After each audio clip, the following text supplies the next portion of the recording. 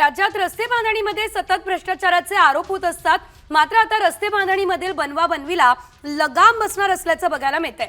कारण रस्ते प्रकल्पांमध्ये राम रस्त्याचे तुकडे पाडून छोटे प्रकल्प म्हणून मंजुरी घ्यायची, या सार्वजनिक बांधकाम विभागाच्या बनवाबनवीला लगाम घालण्याचा निर्णय मुख्यमंत्री देवेंद्र फडणवीस यांनी घेतलेला आहे। तर निधी टंचाई लक्षात घेता रस्ते अथवा पुलाच्या नवीन कामांचे प्रस्ताव सादर करताना सर्व प्रकारची पूर्तता करून आणि अत्यावश्यक असेल अशाच प्रकल्पांचे प्रस्ताव सादर करण्याचे आदेश हे देण्यात आलेले आहेत। राज्यात रस्ते बांधणीमध्ये सतत भ्रष्टाचाराचे आरोप होत असतात। मात्र आता रस्ते बांधणीमधील बनवाबनवीला लगाम बसणार असल्याचं बघायला मिळतंय।